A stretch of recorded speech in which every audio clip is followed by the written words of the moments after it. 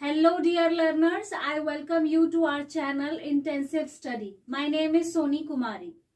We have been doing maths of class 7 of NCERT. हम class 7 NCERT की maths कर रहे हैं और हम chapter 6 को continue कर रहे हैं.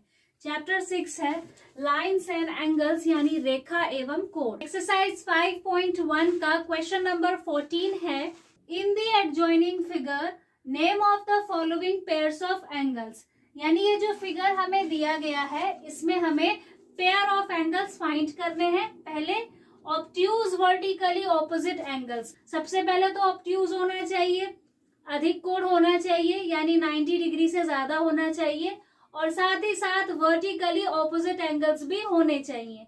तो हमें पता है कि वर्टिकली ऑपोजिट एंगल्स कब होते हैं, जब दो लाइंस एक दूसरे को इंटरसेक्ट करती हैं और आमने सामने के जो एंगल्स होते हैं वो वर्टिकली ऑपोजिट होते हैं. ये बीडी वाली जो लाइन है इसको इंटरसेक्ट कर रही है एसी वाली लाइन. ठीक है, आप ये देख रहे हैं.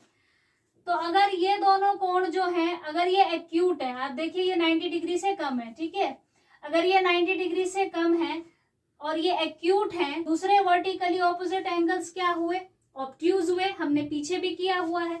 तो ये जो एंगल्स हैं, अभी आप इस लाइन को भूल जाइए क्योंकि ये पूरा नहीं है. ठीक है, प्रॉपर लाइंस ये हैं, ये दोनों ए सी और बी डी. तो ये अगर दोनों एक्यूट हो गए तो ये दोनों वर्टिकली ऑपोजिट एंगल्स क्या हो जाएंगे, ऑब्ट्यूज हो जाएंगे. तो कौन कौन से पेयर है हमारे पास, एक तो A O D, angle A O D and angle B O C, B O C. तो ये हमने फाइंड कर लिया. सेकेंड पार्ट में है एडजेसेंट कॉम्प्लीमेंट्री एंगल्स, यानी हमें एडजेसेंट कॉम्प्लीमेंट्री एंगल्स यानी आसन्न पूरक कोण फाइंड करने हैं. सबसे पहले यहाँ पर हम एडजेसेंट एंगल्स की प्रॉपर्टीज देखते हैं.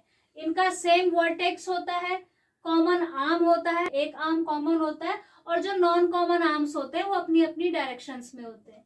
तो ऐसा आपको एंगल कहाँ दिखता है, सबसे पहले तो वो 90 डिग्री से कम होना चाहिए. यहाँ पर हमें दो एंगल्स देखने हैं, बी ओ ए और दूसरा एंगल है angle A O E and angle A O ई.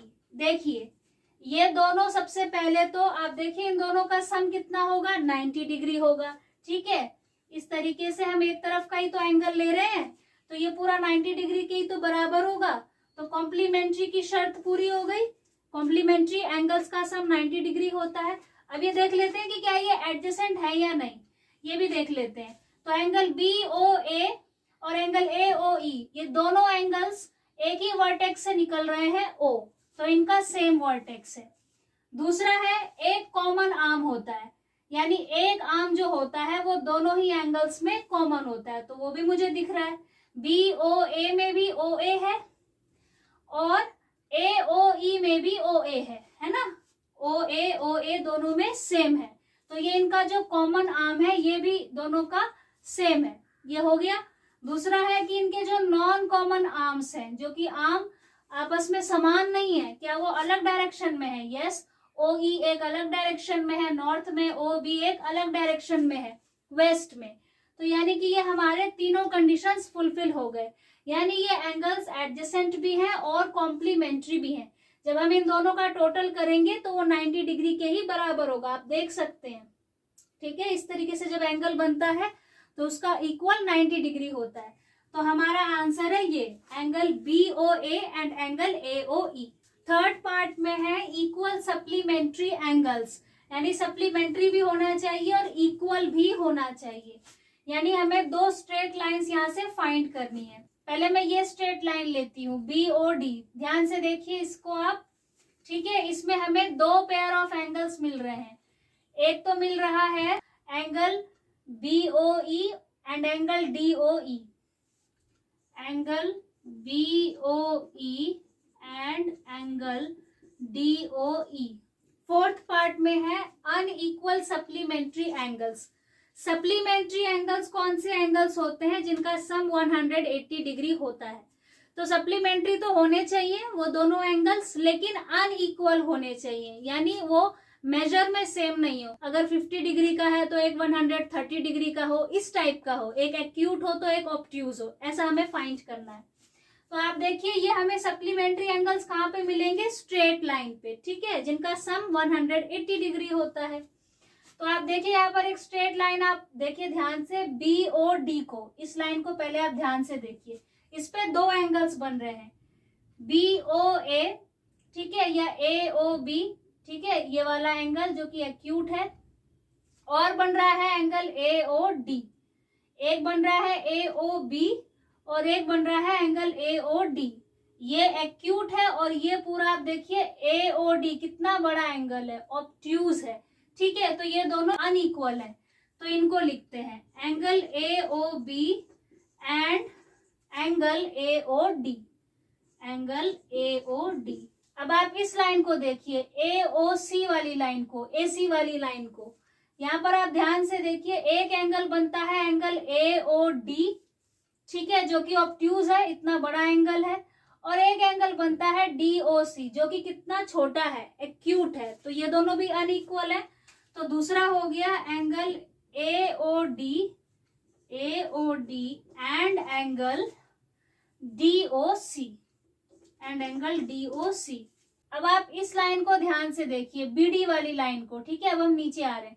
अब आप ध्यान से देखिए BOC, एक तो ये एंगल है जो कि कितना बड़ा है, ठीक है, ये ऑब्ट्यूज है, ठीक है, और एक आप ध्यान से देखिए, एक एंगल मिलेगा आपको COD, ठीक है, ये दोनों BD पर ही बन रहे हैं, ये दोनों एंगल्स BD पे ही बन रहे हैं, BOC जो कि कितना बड़ा है, और उसी का दूसरा पेयर है COD जो कि कितना छोटा है। तो एक इसको लेते हैं angle BOC and angle COD। अगर BOC ऑब्ट्यूज है तो COD एक्यूट है, ठीक है। तो ये सारे अनइक्वल सप्लीमेंट्री एंगल्स हैं। फिफ्थ पार्ट में है adjacent angles that do not form a linear pair. Adjacent angles होने चाहिए, आसन्न कोण होने चाहिए, ठीक है, उनकी प्रॉपर्टीज क्या होती है वो आपने पीछे पढ़ा ही है, लेकिन वो लीनियर पेयर पर नहीं होने चाहिए, वो लीनियर पेयर्स नहीं होने चाहिए, यानी उनका सम 180 डिग्री नहीं होना चाहिए, उससे कम होना चाहिए, ठीक है, यानी प्रॉपर एक स्ट्रेट लाइन पर वो ना हो। तो इस तरीके से आपको एंगल्स यहाँ पे फाइंड करने हैं। तो सबसे पहले इस फिगर को लेते हैं, आप ध्यान से देखिए, अगर मैं इसे यहीं तक लेती हूँ, ठीक है, E से लेकर B तक, ये लीनियर पेयर तो बनेगा नहीं क्योंकि पूरा 180 डिग्री का ये नहीं बनेगा, ठीक है, एक स्ट्रेट लाइन पर ये नहीं है, ठीक है। दूसरी बात, अब इसमें पेयर देखते हैं एडजेसेंट एंगल्स के, यानी साथ वाले एंगल्स के। एक तो हो गया AOB, एंगल AOB, और दूसरा क्या हो गया angle AOE and angle AOE, ठीक है, एक पेयर तो ये हो गया। दूसरा देखते हैं, इसी लाइन को आप ध्यान से देखिए, एंगल AOD, ठीक है, और एंगल AOE, ठीक है, एंड एंगल EOD या DOE, ठीक है, एंगल DOE। देखिए इनका वर्टेक्स भी सेम है और इनका एक एक कॉमन आर्म है, जैसे इसमें भी AO है, इसमें भी AO है, इसमें भी OE है और इसमें भी OE है, और ये एक ही पॉइंट से जा रहे हैं, यानी ये एडजेसेंट एंगल्स की सारी प्रॉपर्टीज कवर कर रहे हैं। साथ ही साथ ये लीनियर पेयर भी नहीं है। अब आते हैं तीसरे एंगल पे। इस पोर्शन को आप ध्यान से देखिए, एंगल EOD और एंगल DOC, देखिए ध्यान से, ये दोनों एक ही पॉइंट से निकल रहे हैं ये एंगल्स, और ये लीनियर पेयर भी नहीं है, इनका सम 180 डिग्री भी नहीं मिलेगा। एंगल DOE, ठीक है, DOE लिख लीजिए या EOD लिख लीजिए, and angle COD and angle COD, ये हमारे पास तीसरा पेयर है। Angle AOB and AOE, AOE and DOE, and DOE and COD. So dear learners, thank you very much for watching this video.